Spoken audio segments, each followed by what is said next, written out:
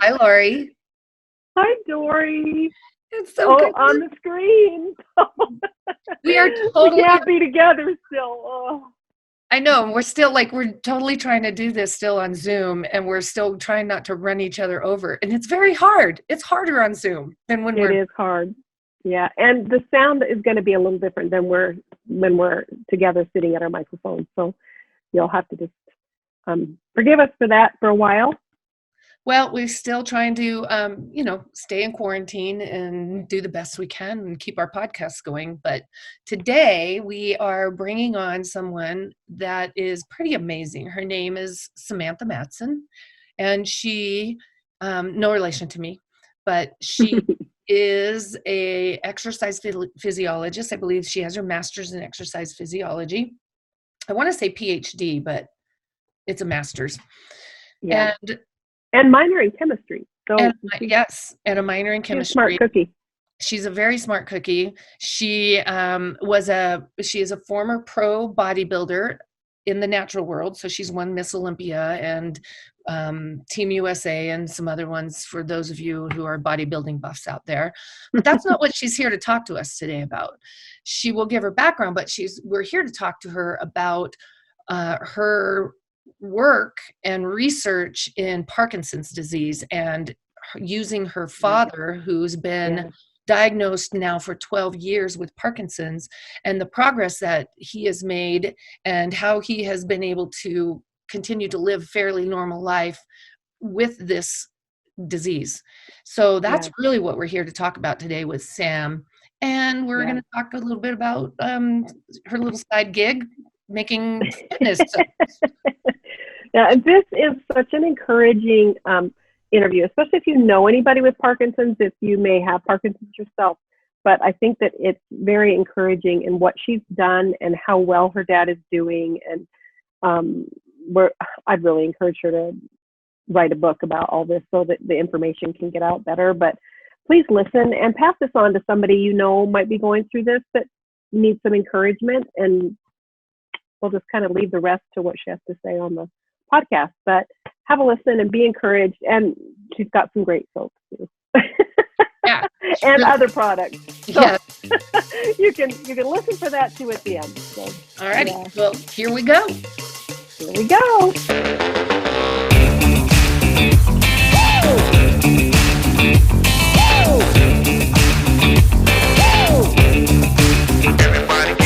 You're listening to Fit and Hippie with Dori and Lori. The show is about the show that covers the show that gets into exactly. So today we're talking to my really dear friend Samantha Madsen, no relation to me, but we share the same last name, oddly enough. And she and I have been pretty good friends for a really long time. And I'd really actually like Sam to introduce herself because I will get her whole background wrong. I know she's an exercise physiologist, but she is also many other things. But Sam, do you want to just kind of tell us a little bit who you are and your background a little bit, where you come from? Just briefly. Well, I think we'll go into it more in depth here as we go along, but just kind of a... Oh, sure. Yeah. So education, like Dori said, I am an exercise physiologist. I have a graduate degree in exercise physiology. I don't think a lot of people realize that exercise physiology is based in the hard sciences, chemistry and physics and physiology. Cool. So I have many years of that. In fact, so much so that I had so much chemistry that I only had to take one more class to get a minor in it. And I'm like, what the heck? I might as well do that, right? So I have a long history of exercise and fitness.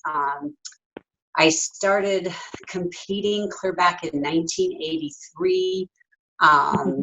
And I have won, I had a pretty long career as a bodybuilder for competing. I competed for about 7 years consecutively, and then took a pretty good break, like about 8 or 9 years. And then I went back to it again for like another 8 years. And so I ended up winning the Grand Slam in bodybuilding as far as the Team USA, the Miss Olympia, Natural Olympia. Wow. Let me clarify that. The Natural Universe, and then the World Championships. So I did that all in the same year, and like no male or female bodybuilder has ever done that before. So it was quite an accomplishment, and something I'm really proud of.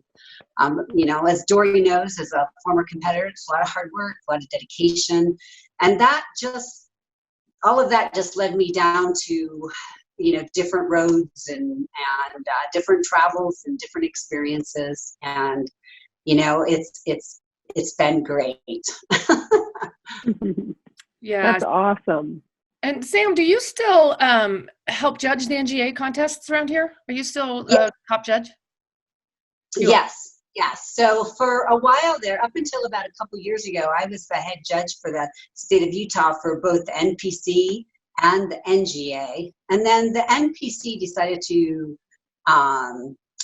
they restructured and became more regionalized. And Utah kind of fell under the Idaho, Oregon, I guess you'd say section. Oh, yeah. And so somebody else sort of took over like those shows. So they have one show running like 3 states, and they just decided to be more regional instead of so at state level. And I had actually tried to walk away from the NPC a couple of years ago, but it was a good timing for me to not do that anymore and just stick with the NGA, because I had so many other commitments on those Saturdays, and there's a lot of work prepping for those shows, getting judges and getting all the judge packets together, and then you're calling people, making sure they're going to be there. So, but yeah, I still judge the NGA. That was a long answer to your question. No, yeah, no, I was just curious. I've just been out of it for so long that I don't know what you're doing anymore, other than making soap and stuff. Well, I am very interested in what you're doing with your dad. And so I think that our listeners would love to hear some good report about Parkinson's and what you're doing with your dad. And I kind of wanted to listen to your background, kind of where you're coming from in the exercises and the things you're doing. So before we kind of move forward, will you tell us a little bit about your dad and what made you want to do this, and how is he doing? Just give us a little bit of his story. I think it's really very cool. Yeah, no, this is great. I was really excited that you guys wanted to talk about this. So my father is 75, and he was diagnosed with Parkinson's disease at age 62. So he's had it for 13 years. Wow. So for me, when we all found this out, right, because I'm a scientist, right, that's my background, is being a researcher and scientist, I went right to all the research. I got on Medscape, Medline, and I was looking up everything I could find just in regard to Parkinson's research on whatever it was, right? Exercise, different drug studies. So and just in case your listeners don't know, I just want to tell a little bit about like Parkinson's, like what is it? Yeah. So Parkinson's. That'd be awesome. Yeah, it's a brain disorder, right, that affects the neurological system. And it's what happens in the old part of the brain, the basal ganglia, and then another part inside of that, the neurons start to die. The brain cells, the neurons, they start to die. And researchers still are not sure what's causing them to die. That's kind of been the big thing of why they can't really find a cure for this. And so, but what happens is when that part of the brain, those brain cells start to die, it affects the motor skills of a human being.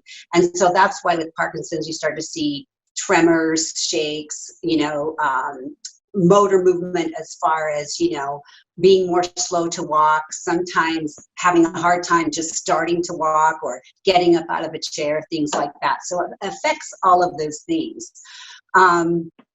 It's interesting, the best drug that they have for that was invented in 1969.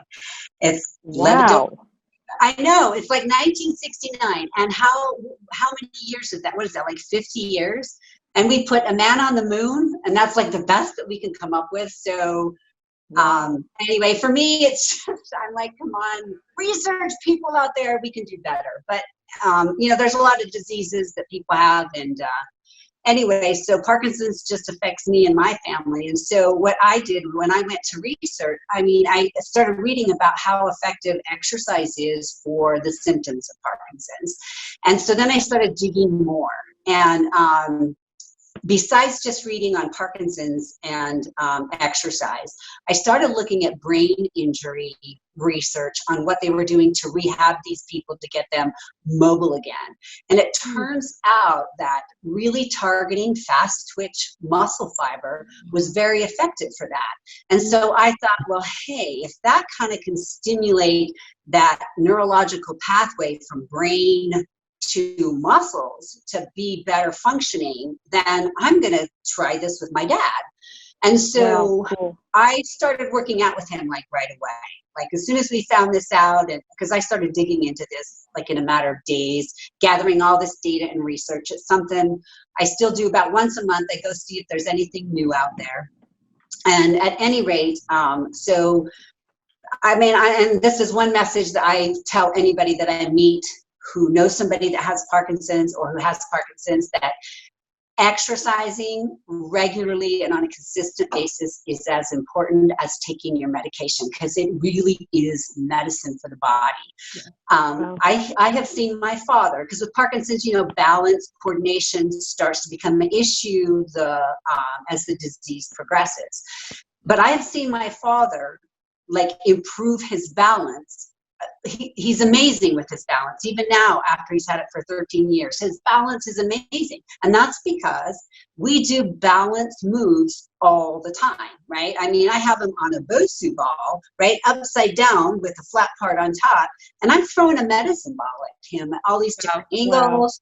Yeah, and he takes dumbbells and he's doing these overhead lifts. And, it's so impressive. But I do him a lot of plyometric type moves. And yes, he's 74.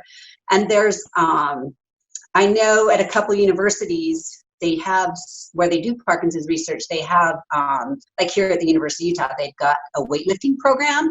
And I've been up there. And, I don't want to diss it at all, because I think, movement is good on any level. But what I'm doing with my dad, and what I really believe it's so good, because I get that validation from his neurologist. She tells me that my father is her highest functioning Parkinson's patient. And she's told me that she wished she could send more. She said, I wish you had a facility and I could just send people to you. But I do things outside the box with my father. This is a man who's, he's 74, but, I have him doing burpees. I have him bench pressing. Yeah, I know, right? I have him bench pressing with dumbbells, he's using 70 pounds. And so I'm really, and we do a lot of ballistic type movements, right? Real fast, explosive stuff too, because that again targets that fast twitch muscle fiber. And I just seen the great effect that it has on him hours and hours after he's lifted. His mood is good, but his gait is steady. His balance is good. His just overall function. It's awesome. And everybody with Parkinson's should lift weights. So does he do this every day? And for how long do you work with him? So I work with him every Saturday. We get together for about an hour and a half to 2 hours. So it's long. But that also incorporates, I spend 10 minutes stretching him too at the end after we're done, because that's another symptom of Parkinson's is, you get that stiffness. And we really focus on the, because at first it's one side, is more affected than the other. But as the disease progresses, both sides, are going to be affected. But at any point, so we do a little bit of warming up. We do a lot of walking and biking. Now, I do have something. Well, let me answer your question, but I do have something interesting I do want to tell. So I work out with him on Saturdays for about an hour and a half to 2 hours. He works out 3 days to 4 days a week on his own. Going up to the gym, but he's got a prescribed program that he follows that I give him. Now, obviously, he can't maybe do some of the heavy lifting that we do, but he can certainly do jumping exercises and bounding exercises, and he can do explosive movements without me having to be there. And the cool thing is he's so confident now in his balance that he'll get on the Bosu ball without me even being there. He'll get on it and do a couple of exercises, which is awesome, right? Because consistency, whether you have Parkinson's or not, consistency in exercise is going to improve you in doing what it is that you're trying to do. Mm-hmm. And it makes me think of how wonderful that is for his brain, his own confidence. Having that confidence makes you feel good and makes you want to do more. And you know what I mean? There's something to be said about that, only in its own component. Well, the serotonin just from exercising makes you feel good. I mean, he can use that. I mean, anybody can use that, but especially you've had a diagnosis. I mean, that can make a big difference, I think, mentally too. No, that's absolutely right. That's absolutely true. And it's really interesting. There's a researcher, and he's out of one of the Midwest, or not Midwest, like Wisconsin or Michigan. He's a professor at some university, and he is studying Parkinson's right now and exercise. And it's really interesting, the research that because I've been watching this guy, and if getting on a bicycle and pedaling at 70 rotations per minute, that seems to be the magic number for like 20 to 30 minutes. For whatever reasons, whatever is going on in the legs at that time, and then these Parkinson's patients get off the bike, their symptoms are so significantly reduced for hours later just from riding that bike. And it's interesting. You can watch a patient who's in a wheelchair and has a hard time even standing, but yet you put them on a bike, and they just seem to be able to maneuver that fine. So there's something in there that this particular researcher has kind of caught on. So he's doing research where he takes a cyclist and then puts like on a tandem bike that they have in their research lab, and they put the Parkinson's patient on the back to make sure that the rotations are staying up to where they need to be. And they ride, I believe, for 30 to 45 minutes. And anyway, he's collecting all this data. I can't wait to see, but I've seen the early findings of it. So it's going to be really interesting. So is your dad riding a bike? Did you say that too? Is he? Yeah. So one of the things that we do when I first get to the gym is first thing I do is we warm up on the bike. So he'll do the bike for about 15 minutes, and I make sure he stays up at that 70 RPM rotation. And then from there, we'll go to an elliptical machine because of that, with the kind that have the handles on them. Yeah. Because of that coordination factor, right?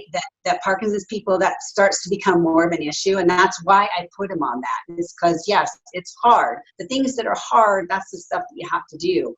And so I put him on that. And, when he first gets on, he's kind of struggling a little bit with, where the weight should be in his feet, heel or toe and all of that in it. But as he goes along, he gets better. Sometimes he has to place his hands on the rail just to get his feet. Once you get your feet going, then we add the hands, or sometimes we just add one hand and then both. So, it's a progress. Yeah.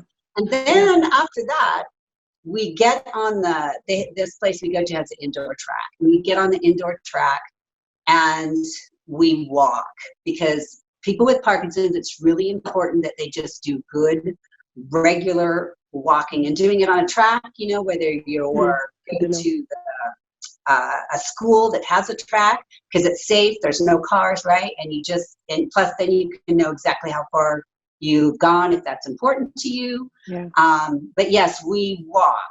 And because another impact with Parkinson's is they tend to take shorter steps. They tend to lean slightly forward from the hips.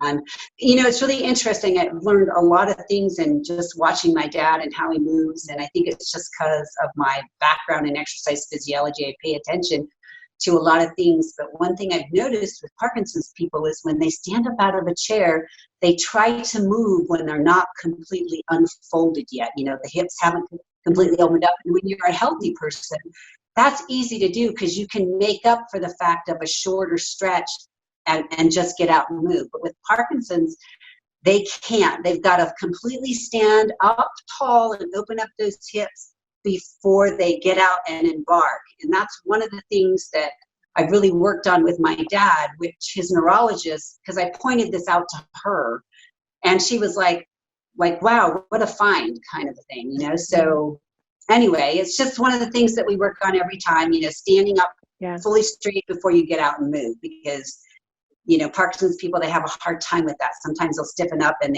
it's like they freeze. They call it freezing before they get out and walk. So there's mechanical things that I've learned that I can work on to help with the situation, to sort of prevent that freezing or reduce it from happening as often. That's cool. And I saw on the videos that you have a lot of him standing up, sitting down kind of exercises with the weights. That's very cool.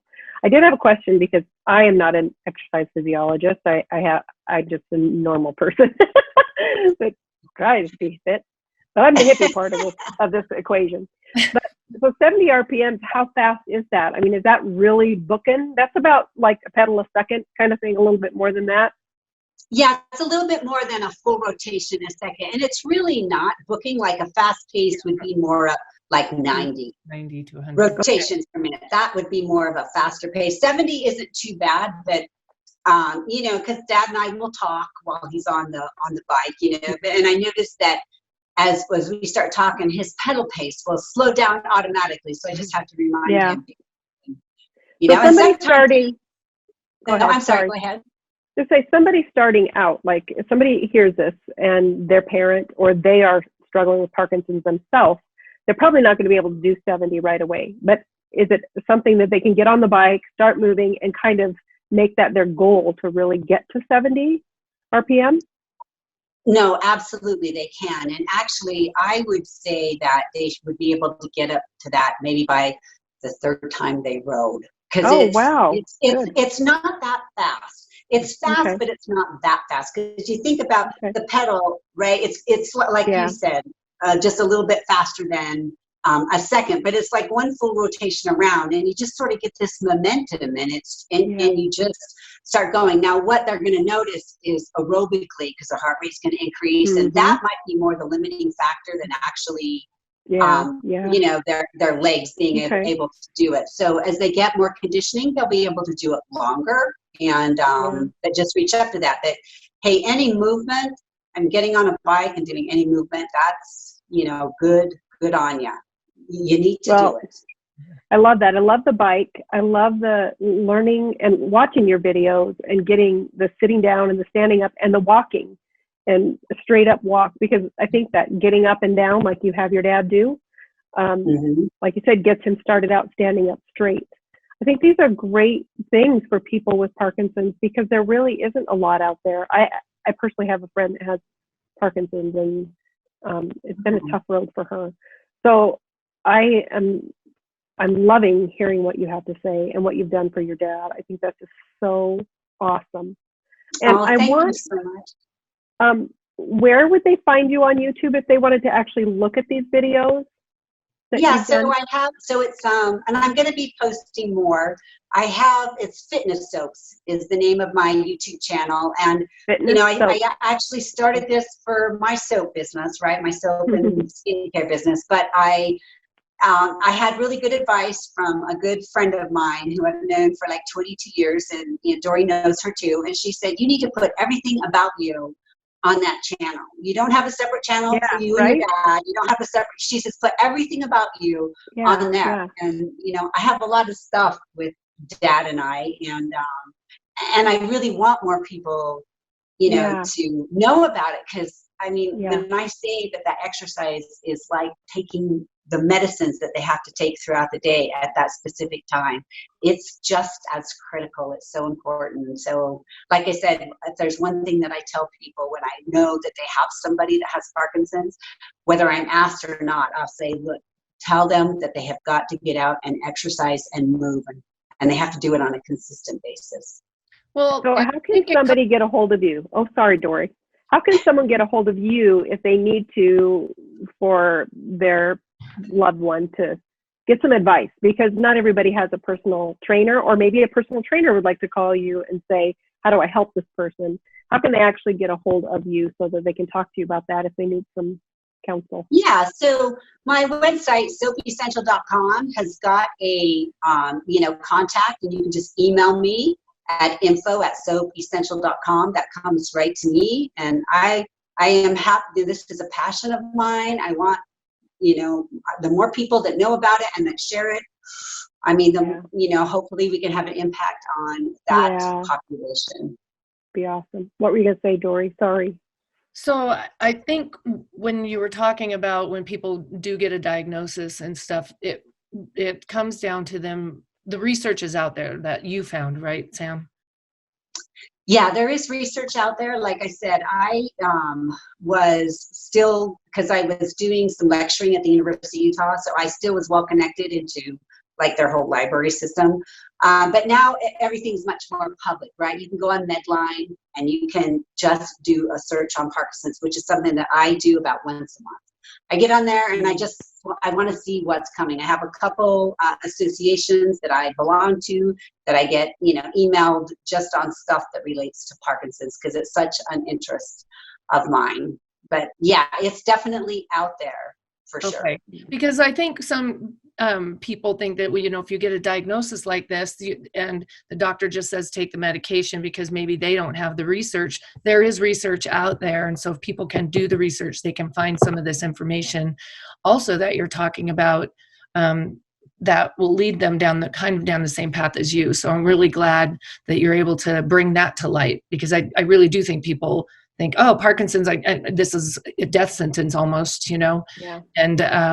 And your proof and your dad's proof that you can live years and years and years with this and still function pretty normally, Mm-hmm. And I would even say, the exercises you're doing are important for anybody even aging. Yeah. First things we're losing is balance and flexibility and things. And so these could almost be preventative, beforehand. So no, absolutely. That's absolutely right, Dori. As we age, right, we lose muscle mass, we lose bone mass, we lose coordination and balance. And part of that is just staying active. And I have been a longtime fan of weightlifting, especially for women, but weightlifting, and there's all different types of weightlifting, as we know, but it's so effective and it's so important, and it can have such huge impact without really a huge investment of time. I mean, if you think like an hour and a half or 2 hours over a 7-day period,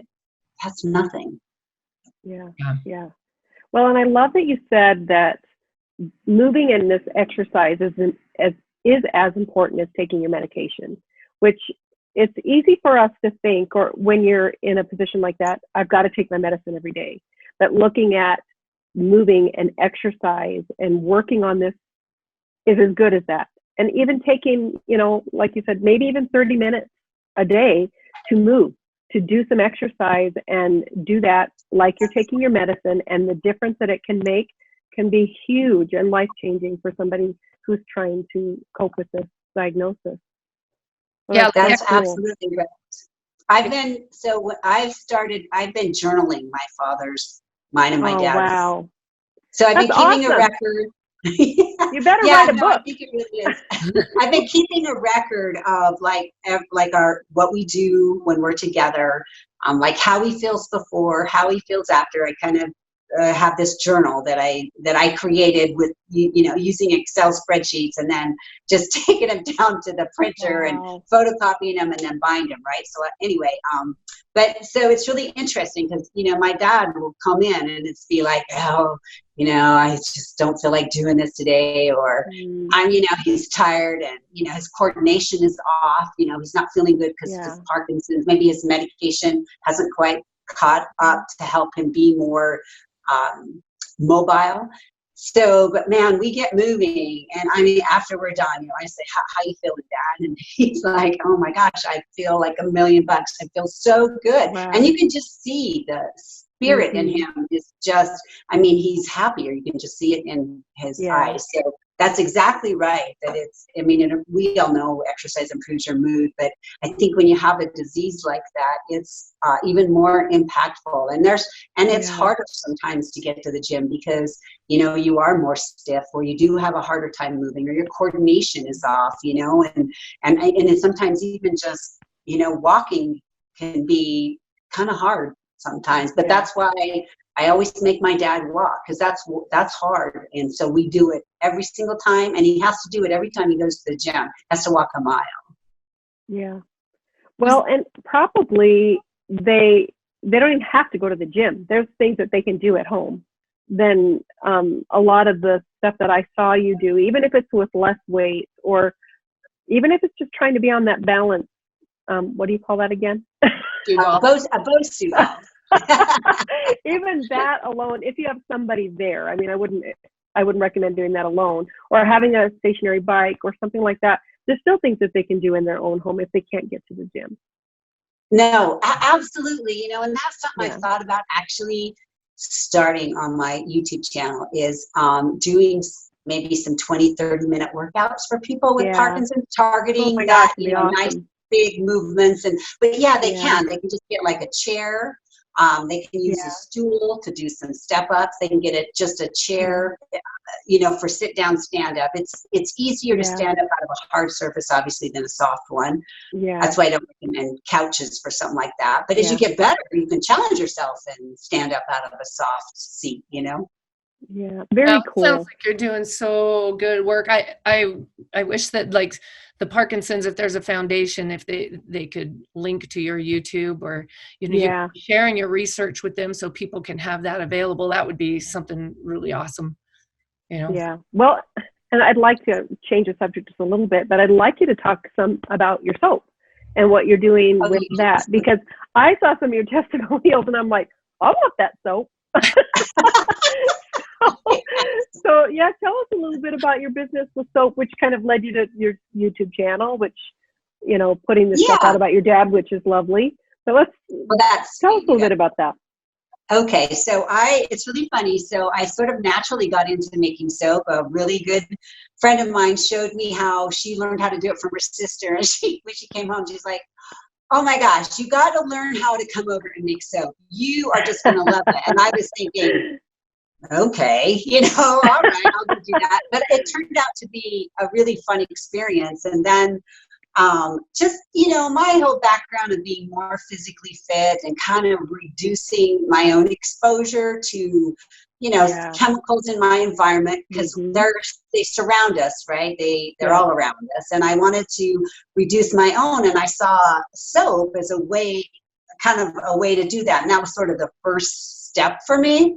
And with my chemistry background, I was like, oh my gosh, this is just an acid-base reaction, and I remember biochemistry, and it was so fun. And then the art side of creating natural colors, and I only use essential oils because fragrance oils are endocrine interrupters, and I think in society we've grown more more susceptible to those kind of things, and they've made us more sensitive, right? And we become more allergic, I think, as a society, and a lot of it has to do with that and a bunch of other things. But anyway, so so I have started making just natural handmade soap with organic ingredients, and they're wonderful, and people are so surprised when they use a bar like that, and they're like, I can't believe the difference in my skin after one shower. I can't believe it. Even my husband, I've only been married for 2 years, and my husband, because when we met, one of the things they gave him was a bar of soap. And he said to me, who would have ever thought the change in your skin with just a bar of soap? Because he was an Irish Spring guy, and, So, but that's how I kind of got started in that, and then it really blossomed into, so like I have access to all these wonderful ingredients, and I thought, okay, I'm going to start making my own face cream. I just started doing a ton of research, just kind of like I did with Parkinson's. I always tell people, when people say research, I'm like, okay, like, where did you do research? Just on the internet, or did you go someplace to do that, right? So, but anyway, so I started looking up some, peer-reviewed solid information about different ingredients and how it affects your skin and things like that. And, I went from soap to lotions to creams to salves to body scrubs, and it's really expanded. So it's really fun. I have a question. Then I developed a fitness soap line specifically for athletes, because Dori, as athletes, we put our skin through more crap than the average person, Mm-hmm. It just gets beat harder because either we're sweating more, we're getting dirty more, we shower more, right? And so, yeah. And if you're an outdoor person like you are, I know you're an outdoor person, you're exposed to that environment more, and you've got to take different care of it. So, and there really is a benefit when you start doing it. So, yeah. Well, I have a question, Sam. How the hell do you do all this? I don't sleep. I sleep 6 hours a night. No, I'm kidding. But yeah. I'm sitting here like people ask me like, what do you do nowadays? I'm like, I don't know, but I'm freaking busy all the damn time. Like, I know, right? Yeah. I'm not making soap. Although I used to make soap because, Jane has also taught me how to make soap. So when I was in Wyoming, I was making soap, but not to sell it, just because it's freaking fun. It's really fun to make. I've always wanted to do it fun myself. To make. I agree. And I've used your soap, and I love your soap as well. Remember that one year I bought a bunch for friends and stuff. I'm like, this is really good soap. And you owe me a bar, by the way. I do owe you a bar. and a rainbow, orange and pink grapefruit essential oils. Yes, I do. I have it. See, there's a reason right there, right? I gotta come give you the bar. Yes, you do. Yeah, okay, so say your website again so somebody like me can get on that website and see what all is on there so we can get some good stuff. Yeah, it's Soap Essential, so it's singular. Soap Essential, like as in essential oils, so just essential.com. Not with an S. Also, beautiful. If you do fitnesssoaps.com, it will also take you okay. There. Good. Yeah. Well, that's awesome. It's been awesome having you on our show, and I love the information that you've given us, and I hope that people get a hold of you because I think this is awesome. And I think you should write a book with all the information that you have and do your program because I think that this could really help a lot of people with Parkinson's. So, you're so sweet. I think it's awesome. Yeah. Thank you. Thank you. I appreciate that. Well, thanks, Sam. And I'll message you later so we can get together. How long are you in town for? I'm in town. Okay. So I'm not going anywhere. There's a pandemic going on. So. Okay. All right. Just making sure. Still here. Okay. Well, awesome. Thank you. And we will keep in touch for sure. I'll be on your website. Thanks again for having me, you guys. I really appreciate it. Really, very much. Thank you. I love you, man. Thank you. Love you too. Bye. Bye-bye. Everybody get up. This has been Fit and Hippie with Dori and Lori. Until next time, make good choices. Don't forget to share and subscribe if you like our podcast, and you can find us at fitandhippie.com. That's fit in, the letter in, hippie. And you can find me, Lori, at Mom to the Nines, which is mom, the number 2, the word the number 9, and an s.com. And you can find me, Dori, at dorimatsen.com. That's DORI Madsen.com. You know, Dori, the fish. Okay. Is that all of it? Yeah, I think so.